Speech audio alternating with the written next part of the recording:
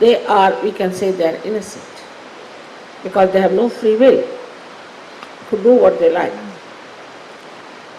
So then, if you see the animals also, they also are innocent, except for very few. Most of them are innocent. Innocent in the sense that they are called as Pashu, means they are completely under the control Pasha of God Almighty. A tiger will behave like a tiger, and a snake will behave like a snake. But in human beings, somebody will behave like a tiger, tomorrow like a snake, and third day like a worm. There's no steadiness. Or this, you cannot say that this gentleman is today tiger, so tomorrow he will not be a snake. They have no free will to change their individuality. They are left alone. So that is not the job of the Shakti to bother. That's already been created, they are there and they are existing. They have a purpose, that's why they are there. And the purpose is only one, is to support human beings. Because you are at the epitome of evolution. So she has created all these things just for you to be created and ultimately to get your self-realization, to have meaning for your life, to get connected to this all-pervading power, to enter into the kingdom of God. All is her work. So we can say 9 times she came, and the 10th time she is supposed to give realization to all of you. But at the 10th time, all these 3 powers are joined together. That's why it's called Trigunatmika. That's why Buddha said Matraya, means 3 mothers put together. So this power, when it starts acting, it has the complete control over all your 3 channels and 7 centers. Complete control. As if without the permission or without the taking the name of this power, you cannot achieve it. Is a fact. And that is where human beings fail. Because they have a free will. And they don't know why to obey anyone or why to listen to anyone and why to accept it. That's why, though you have to be given self-realization, the task is very difficult. Because you are not used to a way where you don't have to use your free will. Especially in the Western countries, people have choices even for their cereals. I was told that in America there are 126 types of cereals. This kind of nonsense, if you are doing, your ego definitely blows up. And you think that we have a right to decide for ourselves. And you cannot accept somebody who can tell you that this is not right and this is not right. So the same power has now been awakened in the Paramachaitanya. Now this awakening into the Paramachaitanya is doing marvelous work, which you can see clearly. Firstly, you are seeing my photographs. You see my photographs, you are stunned, you are surprised. I mean, I myself don't know what is this Paramachaitanya is busy with. It is so activated that all the time it is working out to convince you people about the truth. If it was so active at the time of Christ, would have been much better. But it had to be this way. Because human beings are the most difficult things to manage. They have been given freedom. That too will be amazed that the freedom was given to Adam and Eve. But how it was achieved, we should understand this. In the Gnostic Bible it has come out, what I have been saying, that Adam and Eve, both of them, were like Pashus, under the complete control of God. No free will. They would have lived in the nude in the Garden of Eden, would not have even thought of knowing anything more than that, but to eat, live like animals. They're just like animals. Then it is the Shakti itself took the form of a snake and went and told them that you must have the fruit of knowledge. She wanted to evolve. That was not the idea of God Almighty. Because it's quite a headache, to do such a thing. He thought, what is the need to have such headaches around me? But Shakti knew her own style. She knew that she is capable of lots of miracles, and she can make these human beings understand the knowledge, and she can really make them knowledgeable. So she said, you must eat this fruit and you must try to know the knowledge.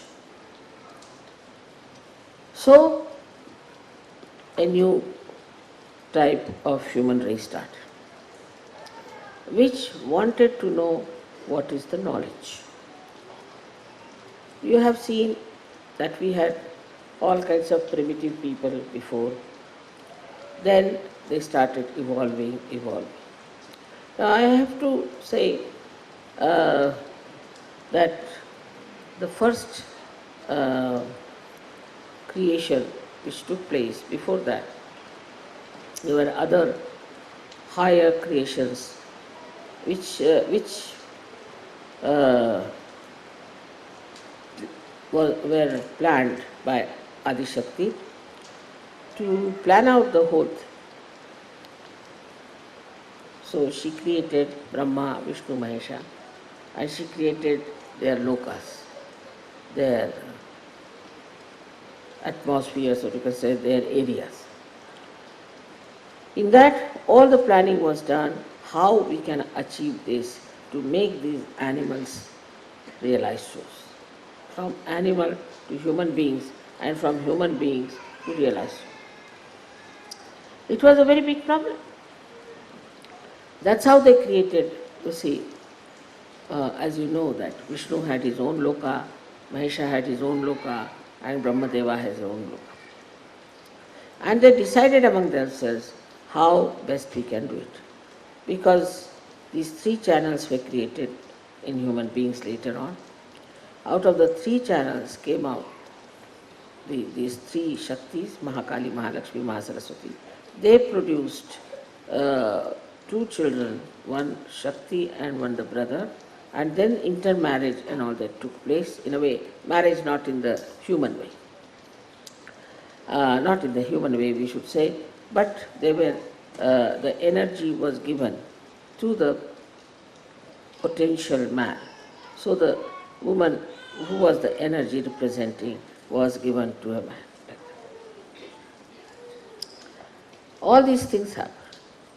And they chose to work it out in human being. It happened like this, that the first working somehow or other was very effective in India. Or maybe they chose India because Indian climate is so good. I mean, you know definitely there are 6 seasons. It's not like this any time like this irrational rain comes in. Like London, you have to play football also with an umbrella on your head. So, there are exactly 6 seasons in India. And they are so well balanced. That's why this Parama Chaitanya is also called as Rutambhara Pragya in India. Not here, we cannot say. Rutambhara Pragya means the one which is the knowledge. Pragya means the one enlightened knowledge of the one which makes seasons. Because here Rutambhara Pragya is in a doldrum. It's not at all understanding because of the human beings as they are. They are so much scatterbrain, I should say, that even the nature has become scatterbrain here and cannot understand how to deal with such human beings. It's a fact. But in India, it is the 6 seasons are there. And these 6 seasons are absolutely known. One has not studied the astrology of India, but they have their own astrology. Of course, I don't believe in it. But at the level of a human level, you can see how they depict and how they can exactly say when it will rain, when it will not rain, what will happen, that will happen. Even about the stars, that such a star will be coming. Now this has been done in thousands of years back. They will exactly say what time which star will be coming nearer, what star are today governing, tomorrow what will be the star there. In those olden days, they had studied all these things. When I think here, I don't know what was the situation at that time in these Western countries. Whether they were human beings or not, I don't know. But historically, I think it was not such a developed place. So, then all this arrangement was made and human beings were made to understand that there is God. The saints were respected. I am telling you in India. Real saints were respected. And they made different observations.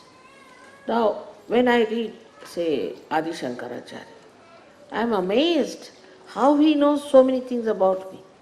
He knows how my knee looks like, he knows how many lines I have on my back, how many. I mean, it is very amazing how this man knows everything about me. That means through his meditative power, he could envisage me, he never saw me. The description and everything is so clear-cut. Now if you say the 1,000 names of the goddess, 1,000 names of the goddess are so precise. I mean, you can verify them in me. I am just like that. Whatever it is, good or bad, whatever is said about me, is there, is a fact. And it is, the knowledge of these people is most remarkable. How did they know that a goddess is like that? Certain of my things which I also don't know, but they are there, and they have described. It's very surprising. So their meditative power in India was great. The reason was our seasons were disciplined. People are disciplined. In India, most of the people get up early in the morning, do their pujas, everything, take their baths, and they go for work, come home, be with the family, have their food, and then sing some songs and bhajans, and then sleep. Normally. Very disciplined.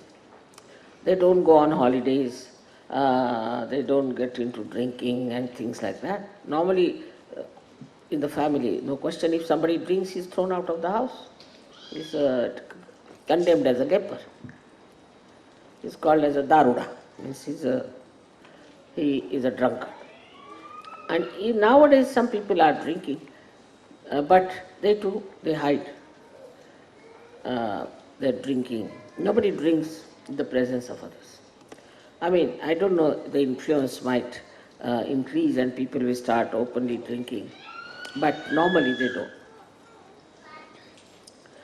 So because of these 6 seasons being absolutely in discipline, we knew what to do when and how to do it.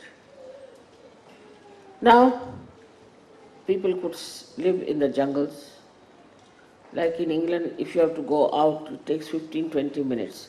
You have to wear your shoes, socks, your coat, your under this thing, that thing, otherwise you can't get out. And you start